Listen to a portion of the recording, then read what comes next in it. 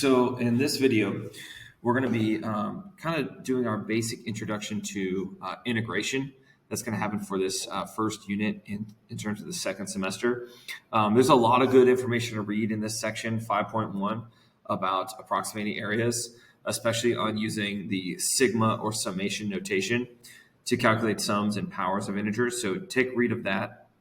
Also, I am going to post or have posted the Calculus for Dummies pages about integration, so you can take a look at that as well. All right, but I'm going to focus for this lesson, this video, on finding sums of rectangular areas to approximate the area under a curve. We're going to use left endpoint approximation and right endpoint approximation, and then eventually lead us to Bernard Riemann's sums and the work he did as a mathematician, and use those to approximate the area. So really, this is going to be about more of the calculus and the algebra involved here, as opposed to the reading. So make sure you do the reading on your own here.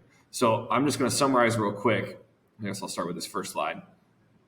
But this idea of integration is essentially going back to the very first lesson we did in section 2, which talked about integral calculus, which is looking at the area under a curve. All right, that is we're able to approximate in this lesson using the shapes of areas that we can actually calculate. All right, so if you look here at this example, you'll notice today the focus is going to be on using rectangles as those shapes that we can find the area of. We're going to calculate a consistent width for all of our rectangles, and then we're going to use either left endpoint approximation or right endpoint approximation to approximate the area under a curve bounded by a curve and the x-axis and our two endpoints. Okay. All right, so let's start with this first one. We're going to end up doing on this slide the left endpoint, and on this slide the right endpoint approximation. All right, so the first thing I want to do is I just want to go to Desmos and graph f of x equals x squared on the interval 0 to 2. All right, so just to give you like an idea of what's happened. So I'm going to graph x squared. All right, let me change back to my normal steps. All right, and we're looking between 0 and 2. Zoom out just a little bit. Almost there. There we go. Okay, so here's 0, right? And then here's 2, 4. All right, so I really am just looking at the area that is underneath that curve, bounded by my endpoints and obviously my x-axis here, okay? So the way we're going to do this is we're going to break this up into different rectangles. So I'm going to draw a sketch real quick to show you what I'm talking about. And you guys have some space under your slide, so you can draw it onto your slide if you want. I'm going to do it to the side, or actually do it above it. All right, so we have our x-axis here. All right, and again, I'm just sketching it. What we saw in here, we have going from 0 to 2, right? So here's 2, and that's 0, obviously. And we're looking at the area under the curve, all right? And I'm going to approximate it first with left endpoints. All right, let me break up this real quick.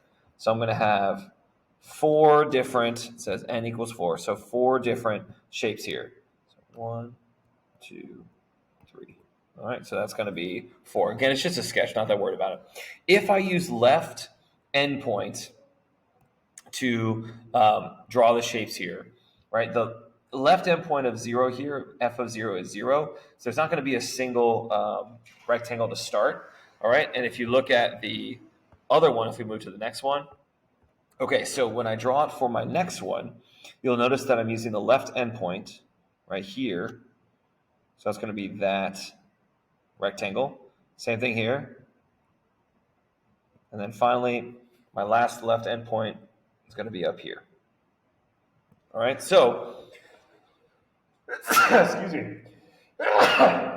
It looks like that I only have 3 rectangles, which is true, but I just want you to know that the reason I don't have a 4th one is because when you go to f of 0, it's equal to 0, so we don't actually have a height to calculate an area. So it is going to only be those 3, okay?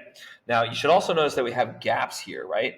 So when I calculate this one, this is going to underestimate the area under the curve. So just keep in mind that's not always true for every left endpoint approximation. You'll see that later on in examples. But I just want to show you, visualize what we're about to calculate, okay? All right, so the first thing to do is we're going to take our number of subintervals that they want. All right, so 4, subtract my endpoint, so 2 minus 0 divided by 4 gives me 2/4, which is the same as 1/2. So my change in x, all right, or my width of all my rectangles should be 1/2. So essentially, excuse me, that means I'm going from 0 to 0.5, 0.5 to 1, 1 to 1.5, and 1.5 to 2. So those are my 4 intervals. Now again, when you're using left endpoint approximations, we're going to be evaluating this function with the left numbers, the left endpoints. So that means I'm going to be evaluating for 0, for 0.5, for 1, and 1.5. Okay? So when I plug this in to actually figure out what the area is for my left endpoint with 4 subintervals, I'm going to do f of 0 times my width of 0.5 plus f of 0.5 times that same width plus f of 1 times the same width, and finally f of 1.5 times that same width. Okay? So you can go to Desmos if you need to, excuse me, or you can just do it, on your own on like your phone or a calculator or something else. I don't actually think we need Desmos for this one. We will use it later on because it's just x squared. So this is going to be 0 squared, which is 0, times 0.5 plus 0.5 squared, that's 1/2 squared, which is 1/4, or 0.25 times 0.5, plus 1 squared, which is 1, times 0.5. And then finally, 1.5, which is 3/2. If you square that, you get 9/4, which is 2.25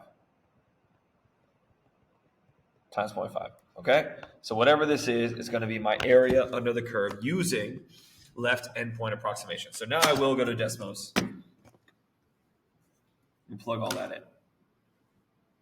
Now I don't need to type 0 times 0.5, right? Because that's just going to be 0. So I'm going to start with 0.25 times 0.5 plus 1 times 0.5. Let's see if I got it right. 2.25 times 0.5. Let's see if I copy that down. Looks good. Okay, so the approximation for the area under this curve of x squared between 0 and 2 using left endpoint approximation is 1.75 squared units. All right, so approximately 1.75. All right, now again, that's for the left endpoint approximation using 4 subintervals. Now you're going to see the same thing, but it's going to be a little bit different because we're going to use right endpoint. Let me make sure you know what I was doing there. This one was left endpoint. All right, and this one I'm going to use right endpoint. So I'm going to go back to that sketch that we just did before. Again, you can do yours to the side, below, whatever. So I'm going to do my sketch again. We have 0 to 2, chop it up into 4 spots. We'll make our curve. Okay. Now, when I do the right endpoint, right, so for this one, I'm going to be making them with my right endpoint. So watch what happens when I make them with my right endpoint being the number that's going to be on the curve. Okay, so now you notice I have 4 rectangles as opposed to 3. I know that I showed the work for 4, but one of them was 0 for the height. But now I have 4 rectangles. All of them have height over 0. So that means if you look here, this one's going to be an overestimation. Okay, so it's a very similar process. We still have between 0 to 0.5, 0.5 to 1, 1 to 1.5, and 1.5 to 2, right? We still have those 4 same subintervals, but now when I do the right endpoint approximation, I'm going to be evaluating with 0.5, with 1, with 1.5, and 2, so with the right endpoints, okay? So I'm going to evaluate f of 0.5, again using the same width of 0.5 like we calculated before, this same number. that same 1/2 number for the delta x, plus f of 1 times 0.5 plus f of 1.5 times 0.5, and then finally plus, this is the one we didn't have before, f of 2 times 0.5. All right, so if I do my math here, we already did most of the stuff here. This one is going to be 0.25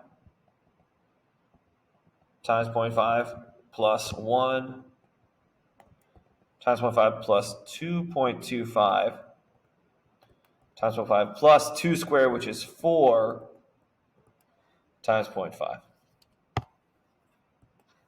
So let's go to Desmos to find the right endpoint approximation for the same problem. And as you probably can imagine, it's going to be greater than the left endpoint because this one is the overestimation of the actual answer. Again, I don't actually know the answer. I won't find out the answer for this today. So I'm going to do the same thing I had here. 2.5 times 0.5. Actually, no, let's just copy it. It started there. So we'll copy it. But I need to add on plus 4 times 0.5. Okay, because I'm using the right endpoint. So that means this approximation for the area is actually 2 square units above it at 3.75. All right, so that's the difference between using left and right endpoint approximations to approximate the area under this curve. Okay? All right, now let's move into Riemann sums. All right? And really all that you need to know about this, the difference between the idea of the left endpoint and the right endpoint, is that what this mathematician, Bernard Riemann, decided was, what if you used a different spot in the interval besides just the endpoint? All right, so essentially, you're not just locked in on having to use the left endpoint or the right endpoint of an interval. You can use any point that's in that interval to make your rectangles. All right, so that's really what we're saying here when we look at the difference. All right, so let's try this one. We're going to find a lower sum for this function on the interval 1 to 2 with 4 subintervals again. So first thing I'm going to do is I'm going to graph it so I can show you a sketch. So I'm going to graph 10 minus x squared. All right, so we have 10 minus x squared, and we're looking between 1 and 2. Let's see if we can find it here.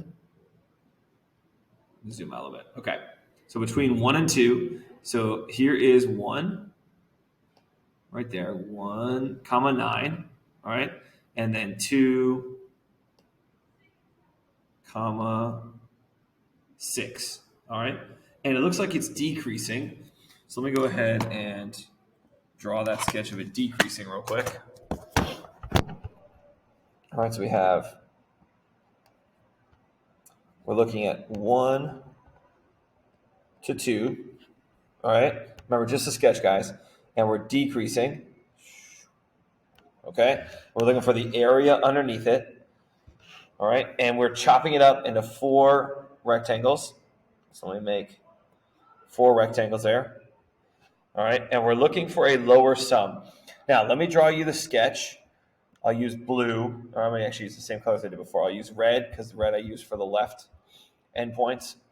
All right, so if I use the left endpoint, then I'm going to have these for my rectangles.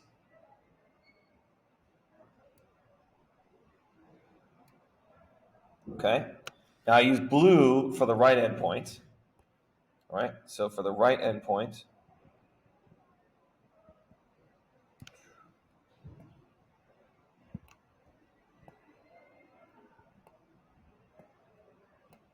right, and you can see the difference between the blue and the red. Maybe you can't, but what you should see is that with the red ones, which was the left endpoint, that's actually an overestimation. All right, that's going to be what we call an upper sum. And the blue one, which is the right endpoints, all right, to create those rectangles, that is going to be an underestimation because we have some gaps that are not filled in with rectangles. So that's going to be the lower sum. So to do this, I'm going to use the right endpoints to calculate a lower sum on this function. Okay, so I'm going to use the right endpoint area approximation. All right, so let's figure out our intervals.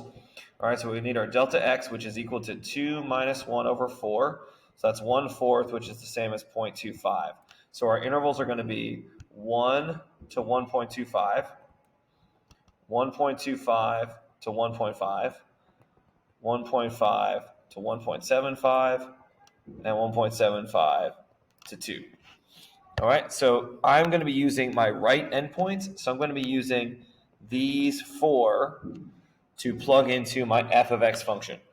So my right endpoint approximation for these 4 subintervals is going to be f of 1.25 times 0.25 plus f of 1.5 times 0.25 plus f of 1.75 times 0.25 plus f of 2 times 0.25.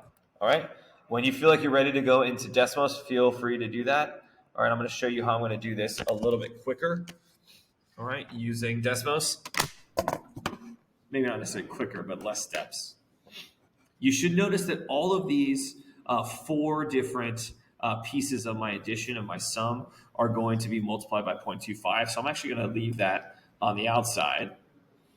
All right, so I'm going to do 0.25 times, and then now I'm going to do 10 minus 0.25 squared plus 10 minus, not 0.25, I'm sorry, 1.25. All right, plus 10 minus 1.5 squared plus 10 minus, I want 10 parentheses. There we go.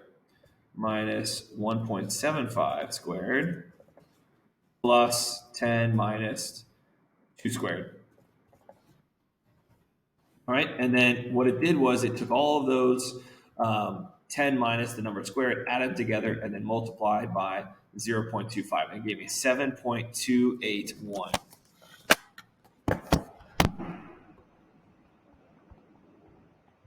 All right, so 7.281 is going to be my lower sum for the approximation of the area underneath this curve between 1 and 2.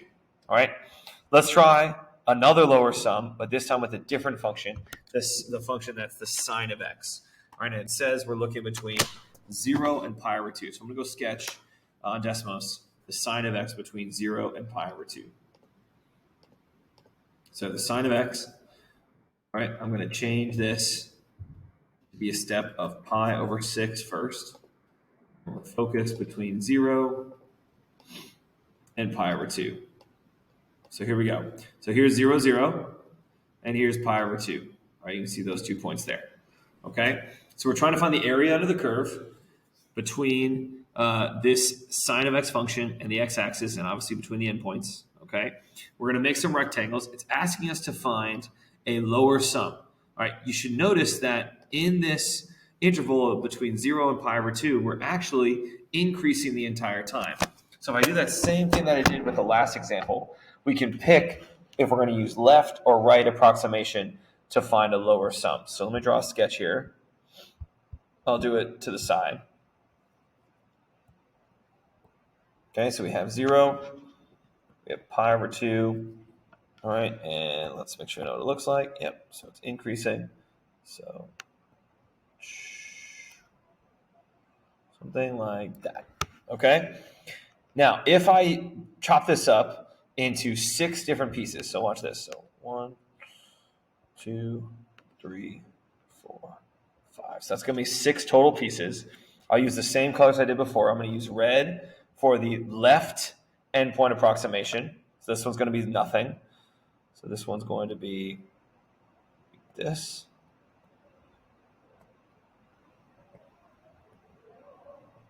So my red, again, is my left endpoint approximation. And now I'm going to use blue for my right endpoint approximation.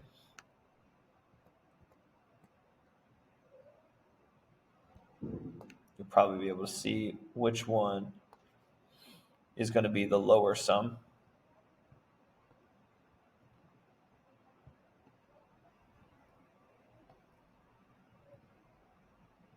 Okay, so what you should see or notice is that for the blue one, we're actually having an overestimation. So that's going to be called an upper sum. And for the red one, which is our left endpoint approximation, that one is going to have some gaps under the curve. So that's going to be the lower sum or an underestimation. So in this case, I'm going to be using left endpoint approximation.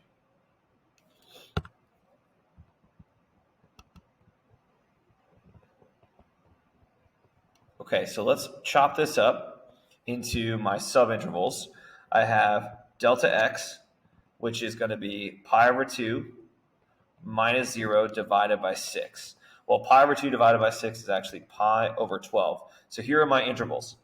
We're going to have 0 to pi over 12, pi over 12 to 2 pi over 12, which is pi over 6, pi over 6 to 3 pi over 12, which is pi over 4, pi over 4 to 4 pi over 12, which is pi over 3, pi over 3 to 5 pi over 12, and then finally 5 pi over 12 to 6 pi over 12, which is pi over 2. Whew.